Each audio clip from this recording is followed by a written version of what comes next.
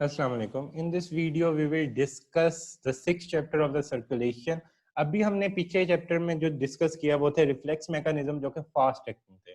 इस चैप्टर में हम वो मैकेनिज्म डिस्कस करेंगे जो कि लॉन्ग एक्टिंग है और आर्टीरियल प्रेशर को लॉन्ग टर्म बेसिस पे कंट्रोल करते हैं।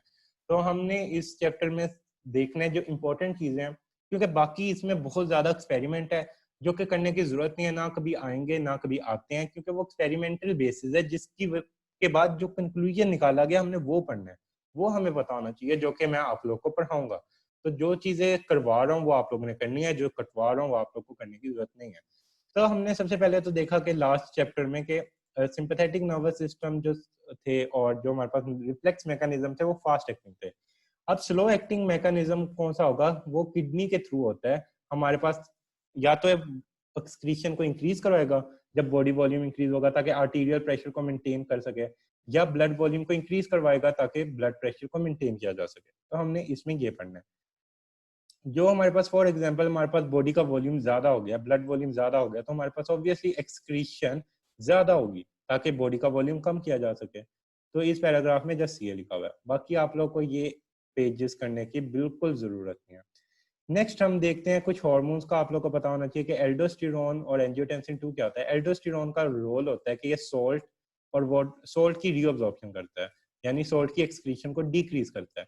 और एंजियोटेंसिन का क्या वर्क होता है कि एंजियोटेंसिन हमारे पास वेजोकंस्ट्रिक्शन करवाता है और ये भी हमारे पास एक्सक्रीशन डिक्रीज करेगा। यानी अगर आपका ब्लड प्रेशर या ब्लड वॉल्यूम डिक्रीज है तो ये दोनों हार्मोन आपका ब्लड वॉल्यूम मेंटेन करने में हेल्प करेंगे, तो ये यानी तब रिलीज होंगे। तो ये आप लोगों ने ये पैराग्राफ जस्ट रीड कर लेना है, इसमें यही बातें बताई गई हैं। नेक्स्ट ये आप लोग को करने की जरूरत नहीं। अब ये दो टेबल्स है जो इंपॉर्टेंट है। ये वाला जो टेबल है ये चैप्टर में भी इंपॉर्टेंट है, बट ये नेक्स्ट चैप्टर में डिस्कस हो जाना है, इस वजह से मैं ये यहाँ पे डिस्कस नहीं करूंगा। ये आप लोग देखें, आप ये जो यहाँ तक है ना, ये वो डिजीजेज है जिसमें कार्डिक आउटपुट ज्यादा हो रहा है। ये नेक्स्ट चैप्टर में डिस्कस होगा बहुत ज्यादा एक्सप्लेनेशन के साथ, वो वहां पे मैं करूंगा। और ये वो वाला चैप्टर है जिनमें कम हो रहा है, इसको आप नेक्स्ट में देखेंगे। अब हम जो मेन फोकस है ना वो इस पे देखें। इस चैप्टर में ज्यादा फिगर्स पे इंपॉर्टेंस है और इस चैप्टर में कुछ दो तीन चीजें एक्सपेरिमेंट इंपॉर्टेंट है जो कि करवाऊंगा, बट ये बहुत इंपॉर्टेंट है जो करवाऊंगा क्योंकि ये चीजों में से फिर आते ही आता है। अब आपको कुछ चीजें पता होनी चाहिए। एक्स्ट्रा सेलुलर वॉल्यूम इंक्रीज हो रहा है। जब एक्स्ट्रा सेलुलर वॉल्यूम इंक्रीज होगा तो ऑब्वियसली आपको पता है कि ब्लड वॉल्यूम भी इंक्रीज होगा।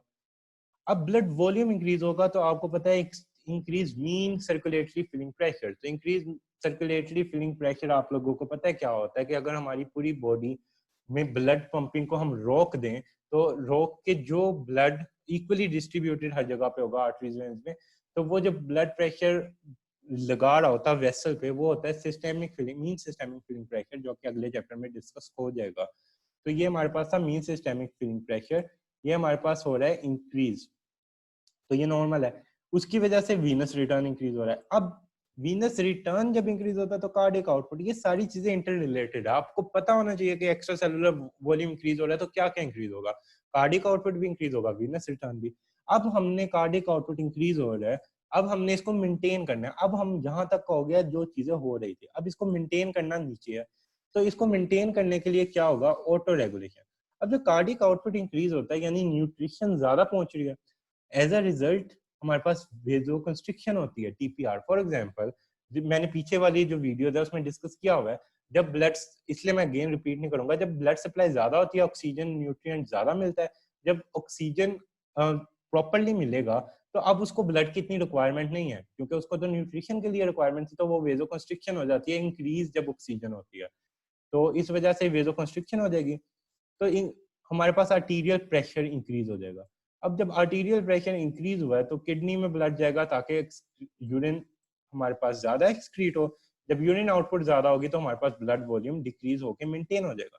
तो ये जस्ट नॉर्मल आप लोग को पता है, इसको आप लोगों ने जस्ट रीड कर लेना है, आप लोग को आइडिया हो जाएगा। इसमें यही बताया हुआ सब कुछ और यही सारे पॉइंट इसमें डिस्कस किए गए हैं। अब हम देखते हैं when there is excess salt in extra cellular fluid the osmolality of the fluid is increase.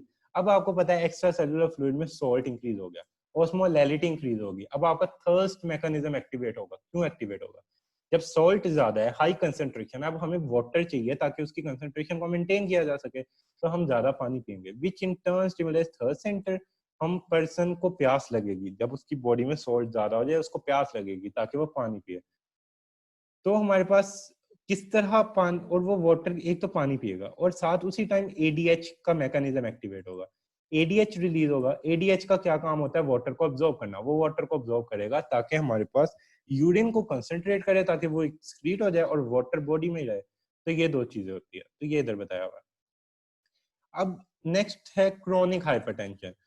किसी बंदे को हमेशा हाइपरटेंशन रहती है, is cause by empire renal function. उसकी एक बहुत मेजर कॉज होती है किडनी की डिसफंक्शनिंग। आप लोगों ने देखा होगा कि हाइपरटेंसिव कुछ मरीज होते हैं जिनकी लॉन्ग टर्म हाइपरटेंशन होती है और उनकी किडनी का भी मसला होता है, उनको गुर्दों का भी मसला होता है, तो उसमें उसी की वजह से बेसिकली वो हाइपरटेंशन परसिस्ट कर रही होती है। तो आप लोगों ने इसमें, आप लोगों को क्या पता होना चाहिए कि जो हमारे पास मीन आर्टीरियल प्रेशर होता है ना, वो 110 से अगर ज्यादा हो जाए तो हम हाइपरटेंशन कंसीडर करते हैं। फिर डायस्टोलिक और सिस्टोलिक ब्लड प्रेशर का आप लोगों को पता है, डिफरेंट हाइपरटेंशन के भी फेजेस होते हैं। अगर 90 से डायस्टोलिक प्रेशर ज्यादा हो जाए और जो सिस्टोलिक प्रेशर है वो हमारे पास 135 से कई जगह पे लिखा होता है, कई जगह पे कुछ लिखा होता है, या 130 से ज्यादा हो जाए, 90/130 हो जाए ब्लड प्रेशर, तो हम इसको कहते हैं हाइपरटेंसिव स्टेज 1। इसकी डिफरेंट स्टेजेस होती है, वो आगे पढ़ लेंगे, बट ये मैं आपको बता रहा हूँ कि ये हमारे पास ज्यादा हो रहा है, आर्टीरियल प्रेशर हमारे पास 110 हो रहा है, तो ये हमारे पास हो जाएगा हाइपरटेंसिव स्टेज। अब हमें ये आप लोगों को पता हो गया। अब जब हाइपरटेंशन होती है तो हाइपरटेंशन के इफेक्ट्स क्या होते हैं? हाइपरटेंशन का एक तो इफेक्ट होगा, जब हमारे पास हाइपरटेंशन होती है, ब्लड प्रेशर इंक्रीज होता है, अब हार्ट को पंप करने अगेंस्ट द हाई रेजिस्टेंस। जब हार्ट को हाई रेजिस्टेंस के अगेंस्ट काम करना पड़ेगा कंटिन्यूअसली, क्रोनिकली, तो हार्ट में भी लोड ज्यादा होगा, हार्ट का वर्कलोड ज्यादा हो गया। पहले उसको कम काम करना पड़ता था, अब ज्यादा काम करना पड़ेगा। इसी तरह हमारे पास जब हाई ब्लड प्रेशर होता है तो हमारे पास वेसल्स डैमेज होने का खतरा होता है, वो उसकी वजह से सेरिब्रल इंफार्क्ट हो सकता है, सेरिब्रल ब्लड वेसल, वहाँ स्ट्रोक हो सकता है, सेरिब्रल ब्लड वेसल रप्चर हो सकती है, वहाँ पे ब्लड रप्चर होगी तो डेथ। तो इस वजह से ये हाई ब्लड प्रेशर का एक ये नुकसान है कि ब्लड वेसल्स को डैमेज करता है। ब्लड वेसल डैमेज किया, हार्ट का काम को इंक्रीज कर दिया, और उसी टाइम ये किडनीज को भी डैमेज करता है, किडनीज को भी डिस्ट्रक्शन करता है।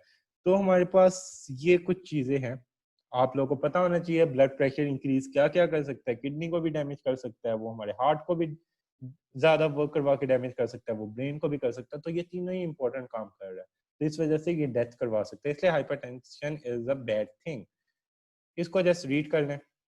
बाकी जो हमारे पास है एक्सपेरिमेंटल, ये आप लोग को ऐसा सच करने की कोई जरूरत नहीं है, ये आगे भी करने की कोई जरूरत नहीं। ये सारे एक्सपेरिमेंट्स हैं जो कि करने की बिल्कुल कुछ जरूरत नहीं है। नेक्स्ट आ जाता है हमारे पास जो अब इम्पोर्टेंट चीज स्टार्ट हुई है, और ये बहुत ज्यादा इंपॉर्टेंट है, पीछे सिर्फ तमहीद बांधी गई थी, अब ये इंपॉर्टेंट चीज है एंजियोटेंसिन। इसमें हमने सिस्टम पढ़ना है, aldosterone system, rennin angiotensin system, जिसको हम कहते हैं रेनिन एंजियोटेंसिन एल्डोस्टेरोन सिस्टम। तो हमें कुछ चीजें पता होनी चाहिए। इसमें एल्डोस्टेरोन की एक्सेस सिक्रीशन में क्या होता है? एल्डोस्टेरोन की एक्सेस सिक्रीशन होना तो वॉल्यूम लोडिंग हाइपरटेंशन होती है। हमारी बॉडी में अगर वॉल्यूम, ब्लड वॉल्यूम ज्यादा हो गया, तो आपको पता है ब्लड वॉल्यूम ज्यादा हुआ वो प्रेशर ज्यादा लगेगा। फॉर एग्जांपल एक पाइप, एक बाल्टी है, एक बाल्टी की, फॉर एग्जांपल आपके पास कोई पाइप है, उसके अंदर आप पानी डालते हैं 1 लीटर, अब वो प्रेशर लगा रहा है, अब उसमें आप पानी डालते हैं 2 लीटर, पाइप उतना ही है लेकिन पानी आपने ज्यादा कर दिया, अब वो ज्यादा प्रेशर लगाएगा। तो वॉल्यूम लोडिंग हाइपरटेंशन वही होती है जिसमें ज्यादा आप वॉल्यूम हो जाए तो वो ज्यादा प्रेशर लगाएगा। तो एल्डोस्टेरोन की एक्सेस कब हो सकती है? इसके कोई ट्यूमर हो जाए। प्राइमरी हाइपर एल्डोस्टेरोनिज्म में क्या होगा कि एल्डोस्टेरोन ज्यादा होगा, एल्डोस्टेरोन सॉल्ट की अब्जॉर्प्शन ज्यादा करता है, वाटर की अब्जॉर्प्शन रिटेंशन ज्यादा कर देगा, उसके बाद as a result body volume will increase, उसकी वजह से हमारे पास क्या हो जाता है? उसकी वजह से हमारे पास फिर होता है हाइपरटेंशन। फिर उसके बाद ये हमारे पास होगी जो आप लोगों को पता होना चाहिए कि किस तरह वॉल्यूम लोडिंग हाइपरटेंशन है, कि वॉल्यूम बॉडी में ज्यादा हो रहा है। इसी तरह एडीएच अगर ज्यादा हो जाए तब भी ये हो सकती है, क्योंकि जब एडीएच ज्यादा होगा तो वो क्या होगा, SIADH जिसको कहते हैं, syndrome of anti diuretic hormone, वो वाटर को ज्यादा अब्जॉर्ब करेगा तो बॉडी में वाटर ज्यादा हो जाएगा और ब्लड वॉल्यूम ज्यादा हो जाएगा। now comes to the important thing which is renin angiotensin aldosterone system. So इसकी ना ये आप लोगों ने खुद रीड करना है, इसकी सारी डायग्राम में से मैं समझाऊंगा, हर चीज वही लिखी हुई है, आप लोग डायग्राम समझ लें। प्रूफ में आएगी तो डायग्राम आपको आती होगी, डायग्राम लाजमी बनाना, क्योंकि डायग्राम आप बना देते हो नीचे पॉइंट्स की फॉर्म में लिख देते हो, इसको पॉइंट 1 पॉइंट 2 ऐसे करके नीचे पॉइंट्स में इसके थोड़ी सी एक्सप्लेनेशन दे देते हो, आपको पूरे मार्क्स मिलेंगे। अब रेनिन एंजियोटेंसिन एल्डोस्टेरोन सिस्टम हमारे ब्लड प्रेशर को कैसे कंट्रोल करेगा। फॉर एग्जांपल आपका ब्लड प्रेशर डिक्रीज होता है, फॉर एग्जांपल यहाँ पे आप लोग देख सकते हैं हेमरेज हुआ है, हेमरेज हुआ है तो हमारे पास रेनिन एंजियोटेंसिन सिस्टम एक्टिवेट होगा, डिक्रीज आर्टीरियल प्रेशर हो गया, रेनिन रिलीज होगा। रेनिन क्या है? Renin is a pro renin is an enzyme not a vasoactive agent. Vasoactive agent क्या होता है? Vaso acting agent for example आपने पीछे पढ़ा है नाइट्रिक ऑक्साइड था, कंस्ट्रिक्शन करवा, वो हमारे पास वेजोडाइलेशन करवा देता है। एंडोथिलीन पढ़ा था, वो हमारे पास कंस्ट्रिक्शन करवा देता है। तो ये थे वेजो एक्टिव एजेंट जो कि खुद डायरेक्टली एक्ट करते हैं। But renin is an enzyme, ये हमारे पास कहाँ से रिलीज हो रहा है? किडनी से। किडनी में कहाँ से रिलीज हो रहा है? आप लोग पढ़ेंगे जक्स्टाग्लोमेरुलर एपरेटस से रेनिन रिलीज हुआ। रेनिन जाएगा रेनिन सबस्ट्रेट के पास जो कि हमारे पास होता है लिवर में, एंजियोटेंसिनोजन। लिवर में ये जाके एंजियोटेंसिनोजन को एंजियोटेंसिन 1 में कन्वर्ट करवाएगा। एंजियोटेंसिन 1 की में भी वेजोकंस्ट्रिक्शन की पावर होती है बट इसमें कम होती है। अब एंजियोटेंसिन 1 बन गया, अब एंजियोटेंसिन 1 कहाँ पे जाएगा? ये हमारे पास जाएगा लंग्स में। लंग्स में जाके लंग्स में होता है एंजियोटेंसिन कन्वर्टिंग एंजाइम जिसको कहते हैं S, ACE। Angiotensin converting enzyme lungs में जाके एंजियोटेंसिन 2 बनवाएगा, और जब एंजियोटेंसिन 2 बन जाएगा तो एंजियोटेंसिन 2 हमारे ब्लड प्रेशर को मेंटेन करता है। आर्टीरियल प्रेशर डिक्रीज हुआ था, उसकी वजह से हमने देखा रेनिन रिलीज हुआ, रेनिन रेनिन एंजियोटेंसिनोजन पे एक्ट किया, एंजियोटेंसिनोजन एंजियोटेंसिन 1 में कन्वर्ट हुआ लिवर में, एंजियोटेंसिन 1 फिर गया लंग्स में जाके एंजियोटेंसिन 2 में कन्वर्ट हुआ। तो आपको ये सारा प्रोसेस पता होना चाहिए, ये वाइवा भी है, ये प्रूफ में MCQs भी आते हैं, इसका SCQ भी आता है। अब एंजियोटेंसिन 2 क्या क्या करता है? एंजियोटेंसिन 2 का एक फेट है कि वो काम करवाएगा, एक फेट है कि वो खत्म हो जाएगा। तो एक होता है एंजियोटेंसिनेज एंजाइम जो इसको इनएक्टिवेट करता है, तो ये इसका एक फेट था जो एंड हो जाए। अब जो फेट है जो काम करवाएगा, एंजियोटेंसिन 2 हमारे पास करवाता है renal retention of water and salt. ये हमारे पास जो सॉल्ट और वाटर की रिटेंशन करवाएगा, जब ये रिटेंशन करवाएगा तो ब्लड वॉल्यूम इंक्रीज होगा, ब्लड प्रेशर मेंटेन होगा। वेजो कंस्ट्रिक्शन करवा के आपको पता है कि वेजो कंस्ट्रिक्शन होती है तो ब्लड प्रेशर इंक्रीज होता है, ब्लड प्रेशर मेंटेन होता है। तो इसने दो तरह से हमारे पास ब्लड प्रेशर मेंटेन किया, एक वॉट अब्जॉर्प्शन करवा के और एक वेजो कंस्ट्रिक्शन करवा के। So this is two thing which is control by angiotensin 2। अब एक और चीज मैं इधर ही आप लोगों को समझाऊंगा ताकि आप लोगों को आइडिया हो जाए, आगे आप लोग पढ़ोगे इधर समझेंगे तो आपको याद रहेगी। अब वो समझाने के लिए मैं आप लोगों को बताता हूँ। एंजियोटेंसिन 2 ना हमारे पास एक हार्मोन को भी रिलीज करवाता है। फर्दर एंजियोटेंसिन 2 इटसेल्फ वेजोकंस्ट्रिक्शन करवा रहा था और रीनल एक हार्मोन रिलीज करवाता है, उसको कहते हैं हम एल्डोस्टेरोन। तो एल्डोस्टेरोन का भी आपको पता है क्या काम होता है कि सोल्ट की अब्जॉर्प्शन करवाता है वाटर की। एक तो ये खुद डिफरेंट मैकेनिज्म्स के थ्रू एंजियोटेंसिन करवा रहा है, एक एल्डोस्टेरोन रिलीज करवा के भी करवा रहा है। तो एल्डोस्टेरोन करके भी ये भी ब्लड वॉल्यूम इंक्रीज करेगा। इस वजह से हम इस सिस्टम को कह देते हैं रेनिन एंजियोटेंसिन एल्डोस्टेरोन सिस्टम। तो एल्डोस्टेरोन में एबिलिटी होती है, एंजियोटेंसिन में एबिलिटी होती है कि एल्डोस्टेरोन की रिलीज को इंक्रीज करवा सके। तो ये सिस्टम सारा है जो कि पीछे एक्सपेरिमेंट इतने पड़े थे उस पे ये बेस कर रहा है। तो ये आप लोग को बहुत अच्छे से आना चाहिए, और ये सारा हर जगह पे यही लिखा हुआ है। तो आप लोग ये जस्ट रीड करेंगे, आप लोग को समझ आ जाएगी जो मैंने बताया कि ये यहाँ से आप लोग ने पूरा करना, फिर ये एक्सपेरिमेंट करने की कोई जरूरत नहीं है। फिर हम देखते हैं mechanism of direct renal effect of angiotensin 2 to cause renal water. अब एंजियोटेंसिन का मैंने बताया था कि डायरेक्ट इफेक्ट क्या होता है। Angiotensin has several direct renal effect that make kidney retain salt. One major is to constrict the renal arterioles. तो हमने देखा कि रेनिन एंजियोटेंसिन सिस्टम ने एंजियोटेंसिन ने एल्डोस्टेरोन रिलीज करवा के एक तो हमारे पास वाटर रिटेंशन करवाई, एक हमारे पास वेजो कंस्ट्रिक्शन करवा के आर्टीरियल प्रेशर, और हमने कहा था कि ये renal retention of water and salt करता है। ये इसने कैसे किया? इसने आर्टीरियोल्स को कंस्ट्रिक्ट किया, आर्टीरियोल्स को कंस्ट्रिक्ट किया तो किडनी में ब्लड नहीं गया, जब किडनी में ब्लड नहीं गया तो एक्सक्रीट नहीं हुआ। तो ये इसका डायरेक्ट इफेक्ट था, तो ये इसमें ये लिखा हुआ है, तो ये आप लोग को अब पता लग गया होगा। फिर आप देखते हैं angiotensin increases kidney water retention by aldosterone, तो ये मैं आपको पीछे बता चुका हूँ, इसमें पैराग्राफ में यही लिखा हुआ है। तो ये सारा चैप्टर उस एक आपके पास ग्राफ पे बेस कर रहा है, जो इस एक फ्लो चार्ट पे बेस कर रहा है, और इसके एससीक्यू भी वो फ्लो चार्ट ही आता है। इस वजह से वो फ्लो चार्ट को हिफ्ज कर लें, वो एमसीक्यूज बाय वो हर चीज है, वो मैं इसलिए जोर दे रहा हूँ क्योंकि मुझे पता है वो बहुत इंपॉर्टेंट है। हर चीज वो एक बार अच्छी तरह समझ लेंगे ना, तो ये सारे पैराग्राफ्स आप लोग के लिए बहुत ईजी है। फिर आगे ये आप लोगों को कुछ करने की इसमें से भी जरूरत नहीं है। अब ये अगेन एक और चीज देख सकते हैं, अब हम देख रहे हैं सॉल्ट इनटेक किसी ने ज्यादा कर दी। अब जब वो सॉल्ट इनटेक ज्यादा करेगा तो एक्स्ट्रा सेलुलर वॉल्यूम ज्यादा हुआ, वो ज्यादा हुआ, आर्टीरियल प्रेशर ज्यादा हुआ। अब पीछे हमने जो देखा था, रेनिन एंजियो सिस्टम कब एक्टिव होता है, जब आर्टीरियल प्रेशर कम होता है। अब हम देख रहे हैं जब आर्टीरियल सिस्टम ज्यादा हो रहा है तब क्या होता है, तो यानी वो एक्टिवेट नहीं होगा। तो इस केस में क्या हो रहा है कि सॉल्ट इनटेक ये ज्यादा हो रहा है, एक्स्ट्रा सेलुलर वॉल्यूम ज्यादा हो रहा है, आर्टीरियल प्रेशर ज्यादा हो रहा है। अब इसमें रेनिन एंजियोटेंसिन कम हो रहा है, तो ये इसमें आपको बात पता लग गई। तो यानी अब सब कुछ ऑपोजिट हो जाएगा, तो ये ऑपोजिट हो रहा है। तो मेन है, आपसे पूछा जाता है कि when rennin angiotensin system will get activated, it will get activate when the blood pressure will decrease.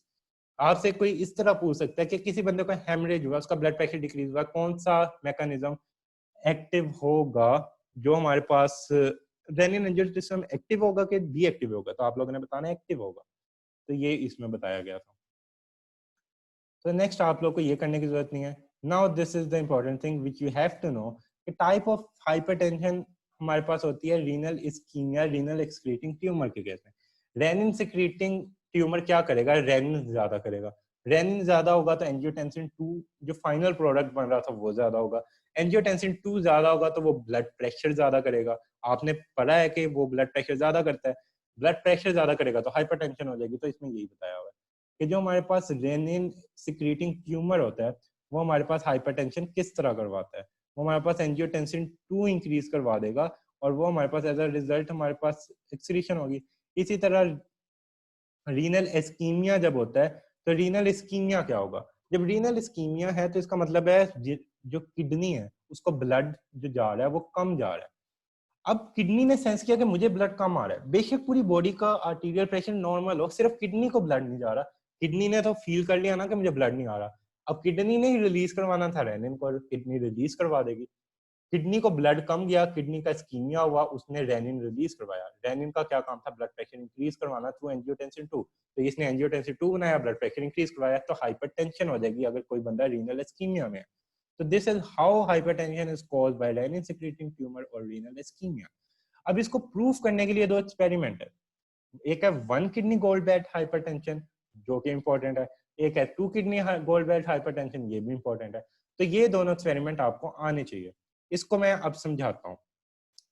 1 kidney में क्या होता है कि अगर आप एक किडनी रिमूव कर देते हैं, अब मैं इधर से समझाता हूँ। आपके पास 2 किडनी होती है, एक किडनी आप रिमूव कर देते हैं और एक किडनी की जो आर्टीरियल वेसल है उसको कंस्ट्रिक्ट कर देते हैं थ्रू क्लैंप। अब देखें इधर हमारे पास क्या हो रहा है, क्लैंपिंग के थ्रू हमारे पास ब्लड प्रेशर डिक्रीज हुआ। अब किडनी ने फील किया कि मुझे तो ब्लड आ ही नहीं रहा, किडनी को लगा कि पूरी बॉडी को शायद ब्लड नहीं जा रहा, क्योंकि किडनी में आर्टीरियल प्रेशर डिक्रीज हो गया। जब किडनी का आर्टीरियल ब्लड फ्लो डिक्रीज हो गया, किडनी का स्कीमिया होने लग गया, ये भी स्कीमिया की कंडीशन ही आ रही है। तो उसने फील किया कि अब मुझे ब्लड प्रेशर ज्यादा करना चाहिए ताकि ब्लड तो प्रॉपर आए ना। इसको कोई फिक्र नहीं है पूरी बॉडी में क्या हो रहा है, पूरी बॉडी अगर ये जब ब्लड प्रेशर ज्यादा करेगी तो पूरी बॉडी को नुकसान भी होगा, तो हाइपरटेंशन होगी ना, क्योंकि इसने रेनिन रिलीज करवाया, रेनिन ने एंजियोटेंसिन 2 बनाया, एंजियोटेंसिन 2 ने एज अ रिजल्ट हमारे पास क्या किया, एंजियोटेंसिन 2 जब रिलीज होगा एज अ रिजल्ट हमारे पास ब्लड प्रेशर इंक्रीज हो जाएगा। तो इस वजह से किसी बंदे को इस्कीमिया कंटिन्यूअसली उसकी किडनी को ब्लड कम जा रहा है तो वो रेनिन रिलीज करवाता रहता है और वो हाइपरटेंशन की स्टेज में जाता है। ये 1 किडनी गोल्ड बेड हाइपरटेंशन है, एक किडनी रिमूव होगी और एक को कंस्ट्रिक्ट कर दिया जाएगा। तो इसमें सब कुछ यही बताया गया, आप लोगों ने ये रीड करना है, आप लोग को ये समझ आ जाएगा कि ये किस तरह कर रहा है। एक इसमें जो इंपॉर्टेंट चीज है वो ये कब होगा, इसकी नॉर्मल कंडीशन क्या। फॉर एग्जांपल एक बंदे की एक किडनी खराब है, वो निकाल दी गई है, उसके एक किडनी बॉडी में है। अब उस जो एक किडनी उसकी बॉडी में थे उसकी स्टेनोसिस हो गई है, उसकी कंस्ट्रिक्शन हो गई है ब्लड वेसल की, उसमें स्टेनोसिस कोई थ्रोम्बस आ गया, उसकी वजह से क्या होगा, 1 किडनी गॉलब्लैडर हाइपरटेंशन, तब ये सिनेरियो अप्लाई होगा।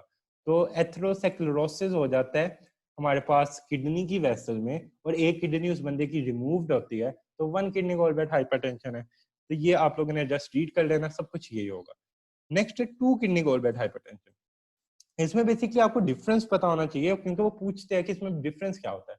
2 किडनी में क्या होगा, इसमें यानी दोनों किडनीज है, बट 2 किडनी वाली बहुत इंपॉर्टेंट है। इसका क्या इंपॉर्टेंस है, 2 किडनी गॉलब्लैडर हाइपरटेंशन में हमारे पास 2 किडनी इंटैक्ट है, एक पे हम कुछ नहीं करेंगे, वो बिल्कुल नॉर्मल पर ही रहेगी, और एक किडनी पे हम क्लैंप कर देंगे इस तरह। अब एक किडनी पे जब क्लैंपिंग की तो क्या हुआ, रेनिन रिलीज हुआ, रेनिन रिलीज हुआ, एंजियोटेंसिन 2 बनेगा, आपको पता है, और ये ब्लड प्रेशर इंक्रीज करेगा। इसी तरह जब रेनिन रिलीज होता है ना, तो ये दूसरी किडनी से भी हमारे पास रेनिन करवा रहा होता है रिलीज, ये दूसरी किडनी पे भी इफेक्ट कर रहा होता है, क्योंकि एक किडनी अगर फील कर रही है ना, तो जैसे कहते हैं ना, दो जिस्म एक जान, ये भी किडनी का यही हिसाब है कि एक किडनी में कोई मसला हुआ है ना, उसने दूसरी किडनी से भी वही काम करवा देना, दूसरी किडनी को भी फील होगा कि मेरे साथ यही हो रहा है। अब इसको एक बार जस्ट रीड कर लेते हैं। Hypertension when artery to only one kidney is constricted, यानी एक किडनी की कंस्ट्रिक्ट की and the other kidney is normal. The constricted kidney secrete renin and also retain salt and water because of decreased renal arterial supply. अब ये जो constricted kidney थी उसके बारे में बता दिया। अब normal का करते हैं। Then the normal opposite kidney retains salt and water because renin produced by ischemic kidney. अब जो ischemic kidney ने है ना, उसने हमारे पास दूसरी किडनी से भी salt and water retention करवाई। अब क्योंकि देखिए एंजियोटेंसिन तो ब्लड में फिर रहा है ना, अब दूसरी किडनी से भी उसने वही काम करवाया। अब दूसरी किडनी भी वाटर की रिटेंशन करने लग जाएगी, तो हाइपरटेंशन हो जाएगी, बॉडी वॉल्यूम इंक्रीज हो जाएगा। तो इसमें सब कुछ यही बताया गया। तो you should know about each and everything. तो हम हमारे पास ये आ गई आपके पास होगी 2 किडनी गॉलब्लैडर हाइपरटेंशन। तो ये आपको क्लियर हो गया। अब ये हमारे पास बताते हैं hypertension caused by disease kidney that secrete renin. तो कोई भी डिजीज जिसमें रेनिन का ट्यूमर हो जाए, कोई भी डिजीज जिसमें रेनिन की प्रोडक्शन इंक्रीज हो जाए, एज अ रिजल्ट हमारे पास क्या होता है, हाइपरटेंशन। तो यहाँ पे भी हाइपरटेंशन इसी में बताया हुआ है। तो ये सारा कुछ हो गया जो कि इंपॉर्टेंट था। अब बाकी इंपॉर्टेंट चीजें आगे देखते हैं। अब हम देखते हैं कि और हाइपरटेंशन कब हो सकती है। आप लोगों ने ऊपर पढ़ लिया हाइपरटेंशन इन अपर पार्ट। अब ये मैं आप लोग को समझाता हूँ कि किस तरह होगी। फॉर एग्जांपल आपका हार्ट है, ये आप लोगों ने छोटी सी डायग्राम देखनी है, आपको आइडिया होगा। ये आपका हार्ट है, इसमें से ये अयोटा निकल रही है। ये अयोटा हमारे पास ब्लड लेके जा रही है नीचे, और ऊपर हमारे पास फर्दर ब्लड जा रहा है वेसल से, ये ऊपर को ब्लड जा रहा है अपर लिम्ब को। अब हमारे पास क्या हुआ, एओर्टा की कोऑक्टेशन हो गया इधर, यानी एओर्टा की कंस्ट्रिक्शन हो गया नीचे जो ब्लड लेके जा रहा है। अब नीचे ब्लड प्रॉपर नहीं जा रहा, नीचे ब्लड प्रेशर डिक्रीज हो गया। नीचे किडनी हमारे पास कहाँ होती है, नीचे। अब किडनी को प्रॉपर ब्लड नहीं जा रहा, किडनी का आर्टीरियल प्रेशर डिक्रीज, लेकिन देखिए कोऑक्टेशन हुई है, नीचे ब्लड सही नहीं जा रहा, बट ऊपर वाली जगह बिल्कुल नॉर्मल है। ऊपर ब्लड बिल्कुल सही जा रहा है, अपर लिम्ब का ब्लड बिल्कुल सही जा रहा है, नीचे ब्लड नहीं जा रहा। नीचे ब्लड किडनी को नहीं जाएगा, किडनी ने फील किया कि मेरे पास तो ब्लड नहीं आ रहा, उसने रेनिन रिलीज करवाया, एंजियोटेंसिन 2 रिलीज करवाया, बॉडी वॉल्यूम इंक्रीज करवा दिया। उसने बॉडी वॉल्यूम इंक्रीज करवा दिया, आर्टीरियल प्रेशर इंक्रीज करवा दिया, ताकि किडनी को ब्लड प्रॉपर जा सके। जब उसने, अब देखो, उसने तो अपने आप के लिए बाकी सबकी कुर्बानी दे दी किडनी ने। अपना ब्लड प्रेशर, इसने पूरी बॉडी का ब्लड प्रेशर इंक्रीज करवा दिया सिर्फ इसलिए ताकि अपनी ब्लड सप्लाई नॉर्मल हो सके। तो किडनी इज प्रीटी सेल्फिश। तो उसने क्या किया, अब किडनी की ब्लड सप्लाई नॉर्मल होगी क्योंकि पूरी बॉडी का आर्टीरियल प्रेशर इंक्रीज हुआ है। जो अपर लिम्ब था उसका आर्टीरियल प्रेशर तो पहले ही नॉर्मल था, अब वो इंक्रीज हो गया, यानी अपर लिम्ब में हाइपरटेंशन होगी, लोअर लिम्ब में ब्लड प्रेशर नॉर्मल होगा। तो इसमें हम देखेंगे कि लोअर लिम्ब का अगर आर्टीरियल प्रेशर देखते हैं और अपर लिम्ब का देखते हैं, तो अपर लिम्ब में हाइपरटेंशन हुई होगी और लोअर लिम्ब में नॉर्मल आर्टीरियल प्रेशर होगा, बिकॉज कोऑक्टेशन थी, नीचे का नॉर्मल हो गया और ऊपर का हाई हो गया। अब ये क्या हुआ है, नीचे था लो, वो हो गया नॉर्मल, अपर लिम्ब में था नॉर्मल, वो हो गया हाई। तो ये इसमें सारा बताया होगा, तो ये आप लोगों को पता होना चाहिए। तो इसमें सारा यही एक्सप्लेन किया होगा। नेक्स्ट ये वाला आप लोग को करने की जरूरत नहीं। फिर आ जाता है प्रेगनेंसी में। ये बहुत इंपॉर्टेंट है कि जो प्रेग्नेंट वुमेन होती है उसमें समटाइम्स प्री एक्लेम्सिया उसके हाइपरटेंशन को कहते हैं। वैसे फॉर एग्जांपल कोई वुमन है 20 ईयर्स की है, 25 ईयर्स की है, वो प्रेग्नेंट हो जाती है, उसको हाइपरटेंशन नहीं है, उसको कोई हाइपरटेंशन नहीं है, बट उसका ब्लड प्रेशर समटाइम्स जो प्रेग्नेंट वुमेन्स का होता है वो हाई होता है। उसकी रीजन होती है उस हाइपरटेंशन को जो वक्ती होती है ड्यूरिंग प्रेगनेंसी, वो होती है pre eclampsia, toxaemia of pregnancy भी कहते हैं। इसमें बेसिकली दो चीजें हो रही होती है, दो चीजों की वजह से होती है। एक होता है जो प्लेसेंटा है उसका स्कीमिया हो जाए, और या नाइट्रिक ऑक्साइड रिलीज हो जाएगा। अब दोनों किस तरह हमारे पास हाइपरटेंशन करवा सकते हैं। जो हमारे पास होता है प्लेसेंटा, प्लेसेंटा का स्कीमिया हो जाता है तो हमारे पास क्या होगा, ब्लड नॉर्मल नहीं जा रहा, टॉक्सिक सब्सटेंसेस रिलीज होंगे, और ये जो टॉक्सिक सब्सटेंसेस होते हैं हमारे पास क्या करते हैं, नाइट टॉक्सिक सब्सटेंसेस हमारे पास ब्लड प्रेशर इंक्रीज करवाते हैं। और एक हमने कहा कि नाइट्रिक ऑक्साइड डिक्रीज होगा, इंक्रीज नहीं डिक्रीज। नाइट्रिक ऑक्साइड डिक्रीज जब होता है तो हमारे पास क्या होती है, वेजोकंस्ट्रिक्शन, because nitric oxide is a local vasodilator. अगर ये डिक्रीज हो रहा है तो वेजोकंस्ट्रिक्शन हो जाएगी, वेजोकंस्ट्रिक्शन होगी तो हमारे पास पता है हमारे पास क्या होता है, हाइपरटेंशन। तो दो चीजें हो रही है, प्लेसेंटा का स्कीमिया की वजह से हमारे पास टॉक्सिक सब्सटेंसेस रिलीज होती है।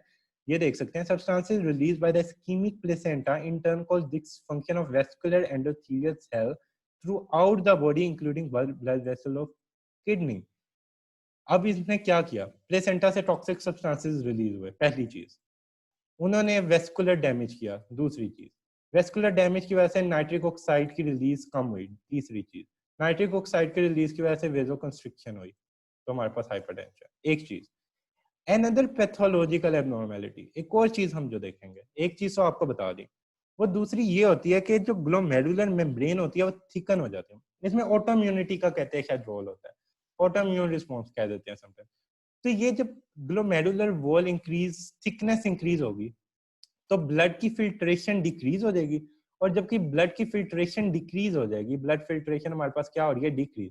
When the blood filtration will decrease, urination will decrease, और जब यूरिनेशन डिक्रीज होगी body volume will increase automatically, और हमारे पास हाइपरटेंशन होगी। तो इसमें ये बताया हुआ, ये हमारे पास होती है प्रेगनेंसी में। नेक्स्ट आ जाती है न्यूरोजेनिक हाइपरटेंशन। न्यूरोजेनिक हाइपरटेंशन कब होगी, जब वेजोकंस्ट्रिक्शन होगी। Neurogenic is related to the हमारे पास ब्लड वेसल्स का जो ये sympathetic and non sympathetic response होता है, आप लोग ये देख सकते हैं आगे सर्कुलेटरी शॉक के चैप्टर में भी बताया हुआ है। न्यूरोजेनिक हाइपरटेंशन में क्या होता है कि सिंपैथेटिक सिस्टम बिल्कुल बहुत ज्यादा स्ट्रांगली एक्टिवेट हो गया, इसने बहुत स्ट्रांग वेजोकंस्ट्रिक्शन करवा दिया है, तो ये न्यूरोजेनिक हाइपरटेंशन होगी, और ये शॉर्ट टर्म होती है, not a long term hypertension. तो लॉन्ग टर्म ये कब हो सकती है कि हमारे पास अगर ये कंटिन्यूसली एक्टिवेट रहे, और ये कब कंटिन्यूसली एक्टिवेट रह सकता है, अगर एक्सेस वेट गेन कर लें, ओबेसिटी, उसमें समटाइम्स अननोन मैकेनिज्म के थ्रू भी सिंपैथेटिक एक्टिवेट रहता है। और जब सिंपैथेटिक एक्टिवेटेड रहता है ओबीस पर्सन में, तो इसलिए कहते हैं कि जिस फॉर एग्जांपल किसी को हाइपरटेंशन हो गया, उसको मोटापा है, तो कहते हैं कि वॉक किया करे ताकि हाइपरटेंशन मेंटेन रहे, तो वो इसी वजह से कहते हैं। ये सारी चीजें आपस में बहुत इंटर रिलेटेड है। एसेंशियल हाइपरटेंशन की रीजन नहीं पता, वो आगे हम रीड करेंगे। फिर एक होती है जेनेटिक कॉज हाइपरटेंशन। तो इसमें कुछ इस तरह के जीन होते हैं जो कि अब्जॉर्प्शन ज्यादा कर देंगे। अगर अब्जॉर्प्शन ज्यादा कर देंगे तो ऑब्वियसली बॉडी वॉल्यूम ज्यादा होगा। कुछ तो इसमें डिफरेंट जीन्स का रोल होता है, तो आप लोगों ने ये एक बार रीड कर लेना है। तो इसमें एक बहुत इंपॉर्टेंट वही बता रहा हूँ कि अगर फ्लूइड की अब्जॉर्प्शन ज्यादा कर देते हैं तो हाइपरटेंशन हो जाएगी। Now comes to the last important topic of this chapter is primary hypertension, जो कि मोस्टली लोगों को होती है और इसकी कोई कॉज नहीं पता, कोई अंडरलाइन कॉज नहीं पता। प्राइमरी हाइपरटेंशन है, इडियोपैथिक इन नेचर है, कॉज नहीं पता, बट एग्रवेट कब कंडीशन में होती है। फॉर एग्जांपल देखा गया कि ये ओबीस पर्सन में होती है। ओबीस पर्सन में होती है तो ये किस तरह होती है, तो 20% में लेक्टिन से इसका ताल्लुक होता है। अब इसमें कुछ इंपॉर्टेंट चीजें हैं, जब हाइपरटेंशन होती है उसकी उसमें क्या होता है, the following character of primary hypertension among others or caused by excess weight gain. 20% में हाइपरटेंशन है तो क्या क्या होगा। अब 20% है उसको ज्यादा न्यूट्रिएंट रिक्वायर है। अब कोई मोटा बंदा वो ज्यादा खाता है, कोई पतला कम, इसी तरह बॉडी के जो सेल्स है अब उसके ज्यादा है, न्यूट्रिशन भी ज्यादा रिक्वायर्ड होती है। अब क्या होगा, कार्डिक आउटपुट हमारे पास इंक्रीज करनी पड़ेगी। कार्डिक आउटपुट इंक्रीज क्यों करनी पड़ेगी, जो एडिपोज के जो फैट है, अब उधर भी ब्लड सप्लाई चाहिए, हर जगह पे ब्लड सप्लाई चाहिए, ब्लड सप्लाई ज्यादा होगी। जब ब्लड सप्लाई ज्यादा होगी तो obviously cardiac output will increase, और हमारे पास क्या होगा, heart, kidney, GI tract, skeletal muscle, हर जगह पे ब्लड सप्लाई ज्यादा चाहिए। जिस तरह फॉर एग्जांपल आप एक्सरसाइज करते हो, आपके मसल्स बन जाते हैं, तो आपके मसल्स को अगर पहले कम ब्लड चाहिए था, अब ज्यादा चाहिए। इसी तरह पूरी बॉडी को, अब कोई पूरी बॉडी में उसके फैट जमा है, पूरी बॉडी में वो मोटा हो गया हुआ है, तो कार्डियक आउटपुट ज्यादा। एक चीज ये खतरनाक चीज है। तो हमारे पास as a hypertension for many month total peripheral resistance increase हो जाती है समटाइम।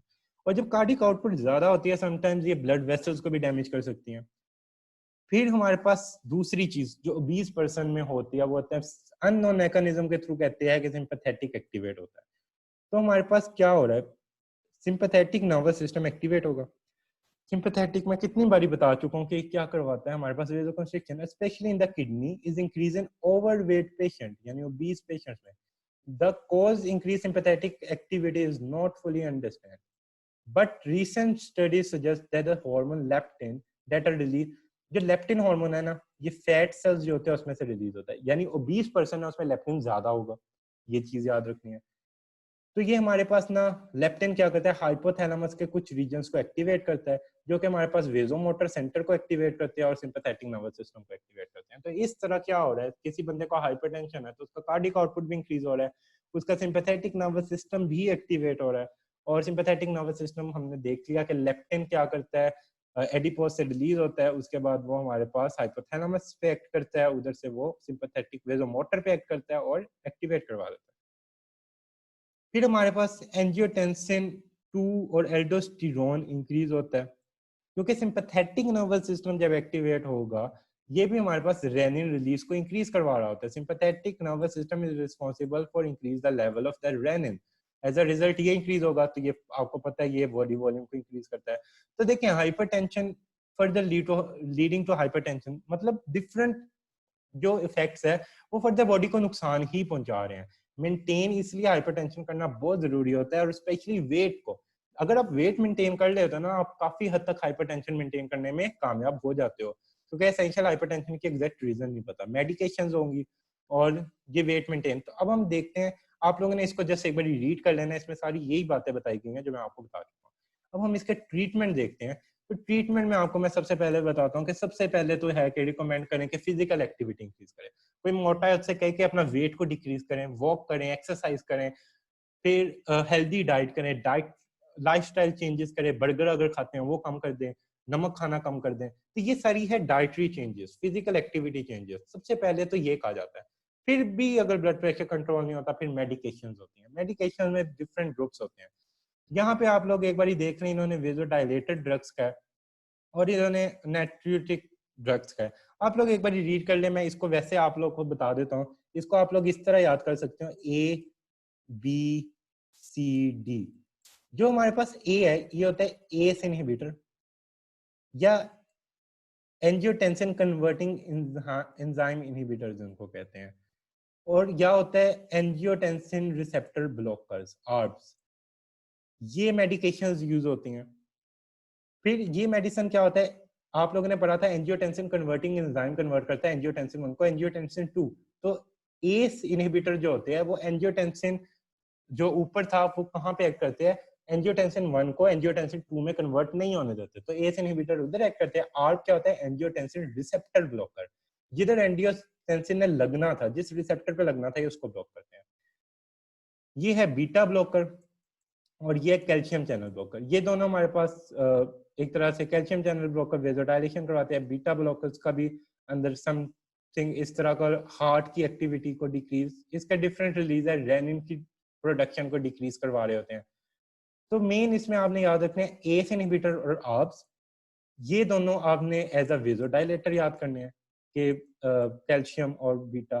बीटा का डिफरेंट रोल होता है, मैं एज अ वेजोडाइलेटर नहीं कह रहा, बट आप लोगों ने बस कैल्शियम चैनल ब्लॉकर है तो वो वेजोडाइलेटर होते हैं, तो आप लोगों ने याद करना है बीटा ब्लॉकर के फर्दर काफी रोल होते हैं। तो आप लोगों ने इसको अपने आपके लेवल पे जो है वो सिर्फ मैं आप लोग के लेवल की चीजें बता रहा हूँ। वेजोडाइलेटर। और डी से डायूरेटिक। डायूरेटिक क्या होता है, डायूरेसिस का मतलब होता है वाटर की एक्सक्रीशन, नेट्रियोरेसिस का मतलब होता है सॉल्ट की एक्सक्रीशन।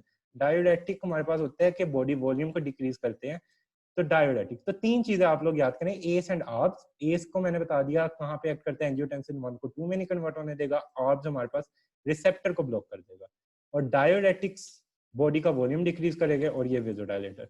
तो ये हमारे पास ट्रीटमेंट के लिए मेडिकेशंस होती है डिफरेंट, तो ये इसमें बताई गई हुई हैं, आप लोग रीड करेंगे तो इसी को इन्होंने बताया हुआ है। तो this is the important thing which you have to know. फिर उसके बाद आ जाता है रैपिडली एक्टिंग कंट्रोल मैकेनिज्म, जो हमारे पास मिनट से सेकंड में होते हैं। तो आप लोगों को पता है रैपिडली कंट्रोल कौन से होते हैं, बेरो receptor, chemo receptor, reflex mechanism, central nervous system, ischaemic response, ये है नर्वस मैकेनिज्म जो कि रैपिडली एक्टिंग थे। फिर आप लोगों ने ये सारी देख ली, ये हमारे पास सब बड़ी फास्ट एक्टिंग। फिर आफ्टर फ्यू मिनट्स कुछ एक्ट होते हैं जिसमें रेनिन एंजियोटेंसिन सिस्टम आप लोगों ने देखा। फिर स्ट्रेस रिलैक्सेशन, स्ट्रेस रिलैक्सेशन में पिछले चैप्टर में बता चुका हूँ, थोड़ा सा मैं हल्का सा फिर से बता देता हूँ कि for example blood volume increase हुआ, ब्लड वेसल्स डायलेट होगी, प्रेशर, ब्लड प्रेशर इंक्रीज होगा क्योंकि ब्लड वॉल्यूम ने प्रेशर इंक्रीज किया, तो जो ब्लड वेसल है वो उस प्रेशर को मेंटेन कर लेगी अपने अंदर, तो उसको नॉर्मलाइज कर देगी थोड़े से वक्त के बाद। तो ये स्ट्रेस रिलैक्सेशन होती है। और ये हमारे पास shift of the fluid through tissue capillary pressure out of the circulation, ताकि उसको रीएडजस्ट किया जा सके, फिर उसको एक्सक्रीट कर दिया जाता है। तो ये होते हैं कुछ लॉन्ग टर्म। तो ये लॉन्ग टर्म थे, शॉर्ट टर्म आप लोगों ने लास्ट चैप्टर में पढ़े, लॉन्ग टर्म इस चैप्टर में पढ़े। तो ये सारे मैकेनिज्म्स होते हैं, ये आप लोग एक बार जस्ट रीड कर सकते हैं। ये सारे मैकेनिज्म है जो हमारे ब्लड प्रेशर को मेंटेन कर रहे होते हैं। तो इसमें आप लोगों ने पढ़ लिया, आप लोगों को अब याद भी हो गया होगा। शॉर्ट टर्म आखिरी बारी मैं बता देता हूँ, बैरो रिसेप्टर, फिर उसके बाद आप chemo receptor, CNS, ischaemic response, brain reflex, ये शॉर्ट टर्म हो गए। लॉन्ग टर्म में renin angiotensin aldosterone system mainly, और स्ट्रेस रिलैक्सेशन मेनली। तो this is all about this chapter. आप लोग को समझ आई होप आ गई होगी, और इससे पीछे और अगले चैप्टर्स आप लोग वीडियोस देख सकते हैं, और पूरी सर्कुलेशन की वीडियोस अपलोडेड है चैनल पे। Do subscribe the channel for more videos. Thank you very much.